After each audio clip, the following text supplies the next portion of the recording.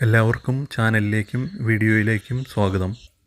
ഇന്ന് തനി നാടൻ രുചിയിലുള്ളതും എളുപ്പത്തിൽ തയ്യാറാക്കാവുന്നതുമായ തേങ്ങാ ചട്നി ഉണ്ടാക്കുന്നത് എങ്ങനെയാണെന്ന് നോക്കാം.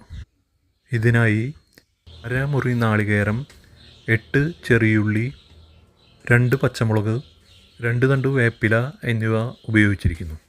ആദ്യമായി ഇതുപോലെയുള്ള മാനുവൽ ജാറിലോ മിക്സിയുടെ ജാറിലോ വേപ്പില ഒഴികെയുള്ള ചേരുവകൾ ഇട്ട് നന്നായി അരച്ചെടുക്കുക. ഇനി ചീനച്ചട്ടിയിൽ വെളിച്ചെണ്ണ ചൂടാക്കുക. ഇതിലേക്ക് 1/2 ടീസ്പൂൺ കടുക് ഇട്ട് പൊട്ടിച്ചെടുക്കുക.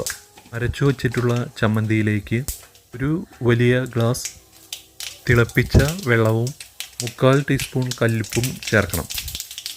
കല്ലുപ്പ് തന്നെ ഉപയോഗിക്കുന്നതാണ് നല്ലത്. ഇപ്പോൾ കടുക് പൊട്ടിക്കഴിഞ്ഞിട്ടുണ്ട്.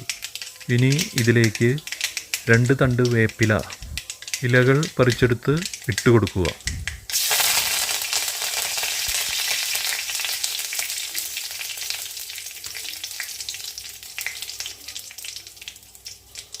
ഒന്ന് ഇളക്കി മൊരിച്ചെടുത്ത ശേഷം തയ്യാറാക്കി വച്ചിട്ടുള്ള ചമ്മന്തിക്കൂട്ട് ഇതിലേക്ക് ഒഴിച്ചു കൊടുക്കുക. തീ മീഡിയം ലെവലിൽ തന്നെ മതി.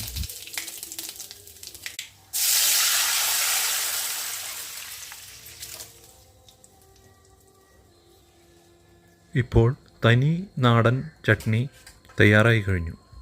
തിളപ്പിച്ച വെള്ളം ഒഴിച്ചിട്ടുള്ളതിനാൽ ഇനി വീണ്ടും തിളപ്പിക്കേണ്ട കാര്യമില്ല. വീഡിയോ കണ്ടതിന് നന്ദി.